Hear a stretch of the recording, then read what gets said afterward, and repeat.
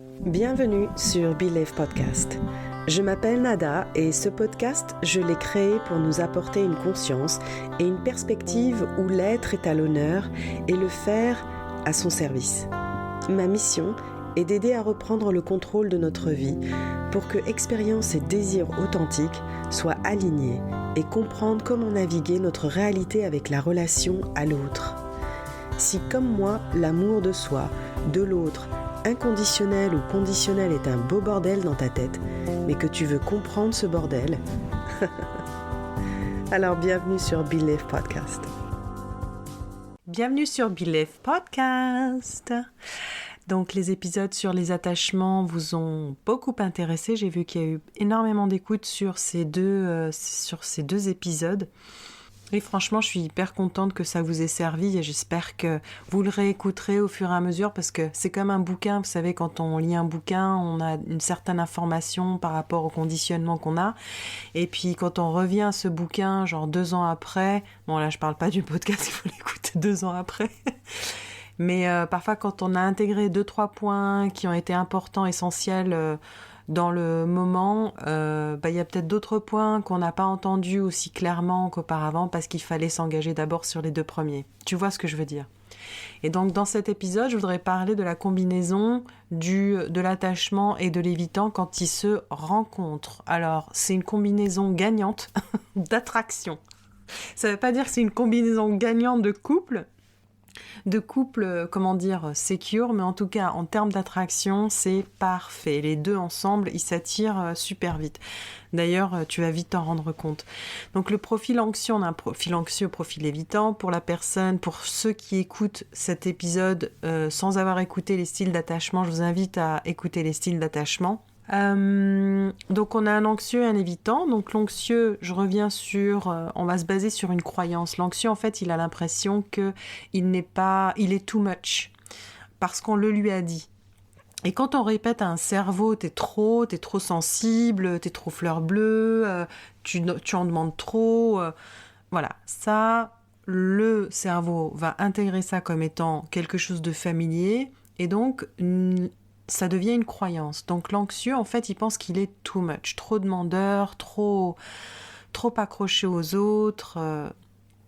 Donc ça, c'est la croyance de l'anxieux. Parce qu'il est le profil anxieux, juste pour rappel, l'anxieux, il a peur d'être abandonné.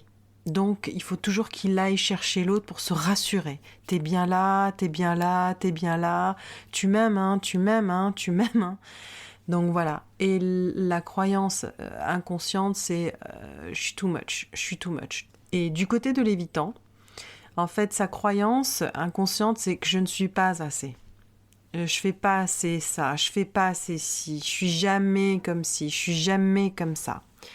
Peut-être que certains d'entre nous entendent déjà des voix qui leur parlent de cette manière-là, dans la tête.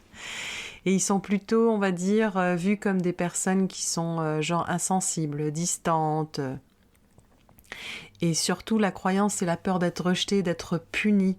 Donc, ils anticipent en général et ils créent leur espace pour ne pas être rejeté, pour ne pas revivre cette douleur. Parce que c'est une douleur. Comme l'anxieux n'a pas envie de revivre la douleur de l'abandon, donc il va faire ce qu'il faut. Donc quand on voit ces 2 croyances qui sont « moi je suis too much », on m'a dit que j'étais too much, donc le cerveau il dit « ah, too much ».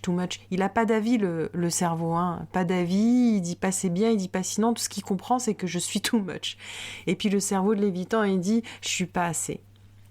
Donc, qu'est-ce qui va se passer? Pourquoi est-ce que la combinaison est génialissime? Eh ben, l'anxieux va dire à l'évitant « t'es pas assez, tu fais jamais ci, tu n'es pas assez gentil, t'es pas assez sensible, tu m'offres jamais de fleurs, tu tchian. » Et le cerveau, il a un shoot de dopamine, il dit « oh, c'est génial, je l'aime. » Mais en fait, non.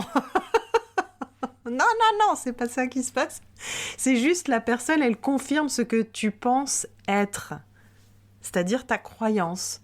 Du coup, l'évitant est attiré par l'anxieux. Et pareil pour l'anxieux, quand il entend quelqu'un lui dire « ah, mais putain, t'es trop sensible, t'en demandes trop. T'es trop sensible, t'en demandes trop, t'es too much. » Tu penses trop, c'est incroyable.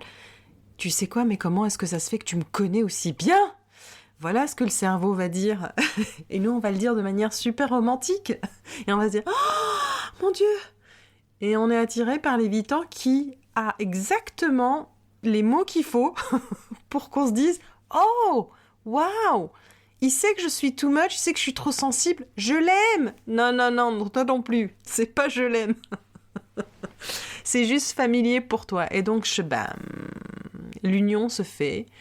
Et c'est incroyable parce que c'est une combinaison qui est géniale au départ, parce que dans la période honeymoon, l'évitant adore le côté sensible, adore le côté émotionnel de l'anxieuse. Alors je vais dire, l'anxieuse c'est une nana et l'évitant c'est un homme, ok? Comme ça, c'est clair. Donc, l'évitant va adorer l'anxieuse parce que l'anxieuse, il est touché par la sensibilité, par les choses qu'il n'a pas, quoi. Il n'a pas accès facilement, tu vois. L'anxieuse, elle a plus accès à ses émotions. Donc, lui, il adore ça, il trouve ça beau, c'est nouveau pour lui, c'est frais. Et l'anxieuse, elle va adorer le côté intellectuel et cérébral de l'évitant parce que, oh là là, c'est incroyable, il est indépendant, il est responsable. Non, il n'est pas responsable, il est il est évitant. Il a une limite très très rigide. Mais il paraît tellement indépendant, tellement responsable. Je l'aime. Et puis lui, elle est tellement sensible, tellement ouverte, c'est incroyable. J'ai l'impression que elle se sent bien avec moi et moi j'aime bien quand je suis avec des personnes qui se sentent bien avec moi parce que je ne risque pas de me faire rejeter. Bon, t'as compris un peu le schéma.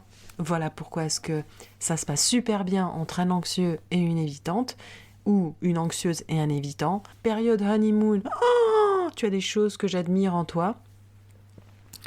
Et puis une fois que la période honeymoon est terminée, qu'on commence en fait à être habitué à l'autre, mais être habitué à l'autre parce qu'on a quand même des choses en commun, hein, on a quand même des valeurs communes même. Donc je ne suis pas en train de nier cette partie-là. Voilà, on passe la période de honeymoon qui est, allez, la lune de miel, on va dire 2 ans. Allez, 2 ans et demi. On pousse un peu si tu veux, 3 ans. Grand maximum. Hein. Et là, mais bon, 1 an et demi, 2 ans, on est good pour la lune de miel. Et puis là commencent en fait les blessures qui vont se déclarer. On va être moins tolérant. On va être beaucoup moins tolérant. En fait, je voudrais déjà commencer par dire que les blessures, quand elles se présentent, ce qui est beau, c'est que quand on travaille à deux, c'est-à-dire si le couple a réellement envie de s'en sortir parce qu'il s'aime, parce qu'il a appris à s'aimer, parce qu'il s'accepte, mais c'est juste qu'il y a des tolérances qui nous dépassent de par notre conditionnement, de par nos blessures. Ce qui est beau justement dans ce travail à deux, c'est qu'on grandit, c'est qu'on apprend à être curieux, c'est qu'on apprend à pardonner, c'est qu'on change ensemble. Donc il y a une merveille qui se produit avec ces blessures-là. C'est pas genre les blessures « oh non, surtout pas, je me casse » ou « oh non, surtout pas, je camoufle ». Mais les blessures, c'est « ok, on va retrousser nos manches ». Façon de parler parce que je t'aime, parce que je l'aime, et je vais essayer de comprendre. Donc voilà, faut déjà voir ce côté-là. Après, voir c'est quoi justement ce système de croyance qui fait que ma blessure, en fait, toi, quand tu me parles, j'aime pas trop quand tu me parles de cette manière-là. J'ai l'impression que tu m'envahis un peu trop, je me sens trop envahie, et du coup je suis obligée de me retirer, je suis obligée de te mentir même par moments, parce que je n'ai pas envie de t'avoir sur mon dos. Donc voilà, ça, il y a un système de croyance derrière ça qu'il faut aller regarder. Soit tu vas le regarder toi, en t'observant dans la journée, qu'est-ce que tu penses réellement de toi, ou en étant accompagné. Ça, c'est déjà une chose, te faire accompagner. Par exemple, l'évitant, ce qui est important en fait pour lui, c'est d'accepter et de comprendre que ta partenaire, elle a un besoin. Elle a un besoin de communiquer, elle a un besoin d'être validée. Elle a besoin de sentir que quand elle parle, tu l'écoutes. Et il faut que tu te donnes le temps, un temps mort, pour t'asseoir et te dire « Ok, ces 10 prochaines minutes, c'est pour elle. » Bon, et pour lui, hein, mais on a bien dit que l'anxieux, c'est une femme et l'évitant, c'est un homme. Donc, que tu te donnes 10 minutes, 20 minutes, ce que tu peux tolérer au départ, et petit à petit, ta fenêtre de tolérance, de toutes les manières, elle va s'ouvrir. Mais de te dire « Ok, je me donne 10 minutes » plutôt que de me dire « Oh putain, j'en peux plus. » On arrête ça, on arrête le mimétisme cinématographique, le mimétisme de ses potes, le mimétisme juste pour appartenir à une tribu. Là, on va appartenir à la tribu de l'amour. Et on se dit, je me donne 10 minutes, un quart d'heure pour elle, que je l'entende, que je l'écoute, parce que visiblement, je suis plus portée par mes comportements habituels et de protection qu'en fait vers une construction de notre couple. Donc déjà ça, c'est un premier pas. Pour l'anxieuse, en fait, c'est de lui dire, écoute, je sais que tu as besoin de ton espace, donc je vais te laisser ton espace, mais sache que j'ai besoin de sentir que tu m'aimes, en fait. Quand tu t'éloignes, moi, j'ai l'impression que tu m'aimes plus. Alors, c'est peut-être une illusion, mais j'ai besoin de t'entendre le dire ou de me le montrer, donc peut-être un texto ou rassure-moi, si tu as envie de t'éloigner, rassure-moi que tu vas revenir et que tu vas me parler. Donc voilà, ça c'est un couple, et ces deux personnes veulent tendre vers un attachement secure. Secure pour soi et secure pour l'autre. Parce que si on continue dans nos comportements adaptatifs qu'on a eu enfant pour survivre, on va pas avoir une communication qui soit honnête et surtout, on va pas avoir cette confiance qu'on crève d'envie d'avoir pour soi-même et donc pour que l'autre en ait pour nous. Je m'explique.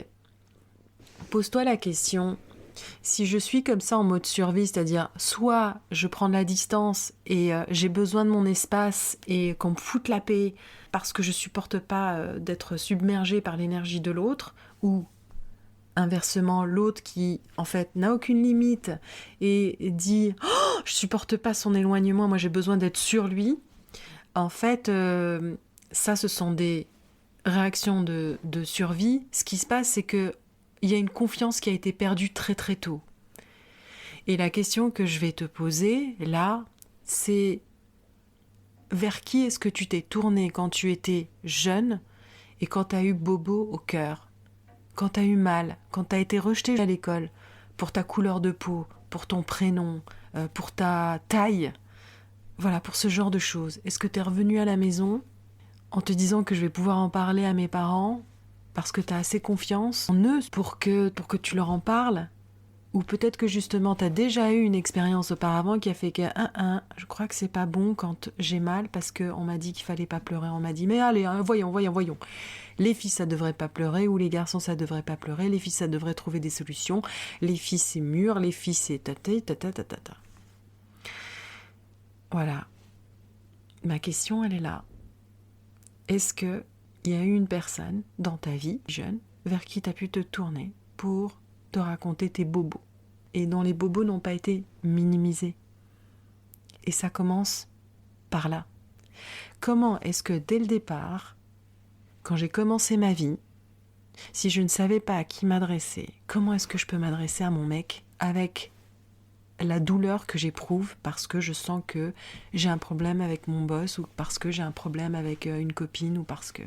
Non, je reste la même, hein. Surtout quand je suis dans une relation intime.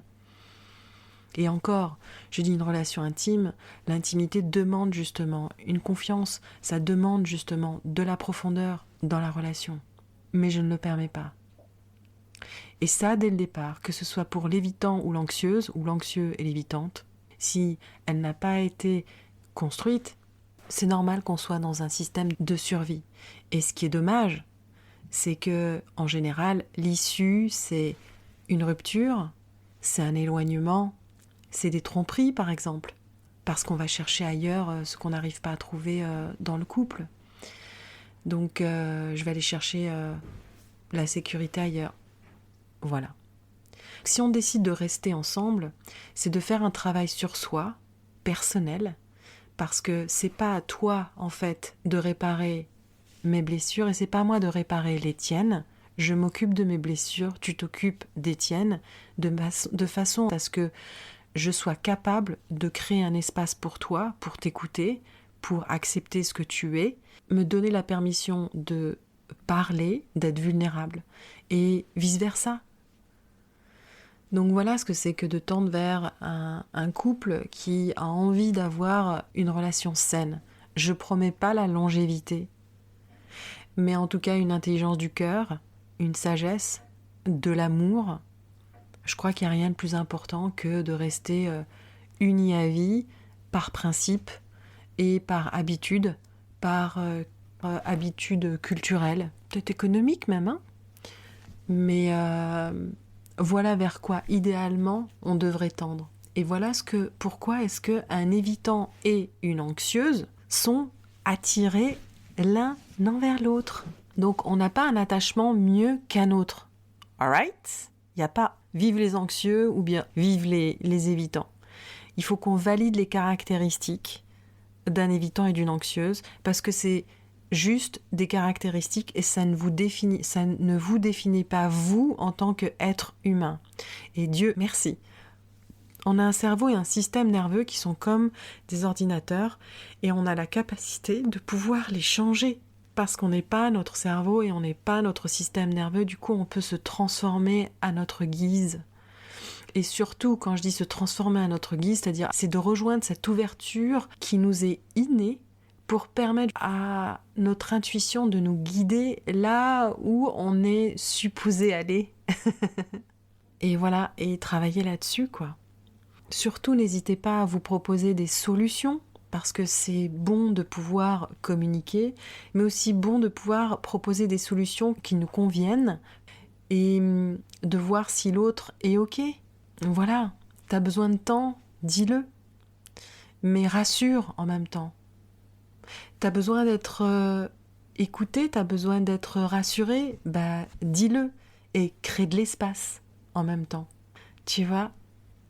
Et ça, la beauté de ça, de ce travail dans le couple, s'il ne dure pas, c'est pas grave, parce que c'est déjà quelque chose de gagné pour un futur nous, qui va être encore plus équilibrant, qui va être encore plus encourageant, qui va être encore plus inventif, créatif, invitant, tendre, chaleureux. Bref, t'as compris un peu l'énergie là. Et ça, c'est cool, quoi. En tout cas, faisons notre part chacun de notre côté et rendons-nous heureux parce que on n'a qu'une vie, c'est celle dont on est conscient là maintenant, quoi. J'espère en tout cas que cet épisode t'aura donné des solutions, des indications, t'aura éclairé. Si t'as des questions à te poser, pose-les toi. Et si t'en as à me poser, surtout n'hésite pas à envoyer un message sur Instagram nada.coaching. Surtout, n'hésite pas à évaluer le podcast pour qu'il soit visible pour d'autres et n'hésite pas surtout à le communiquer à d'autres.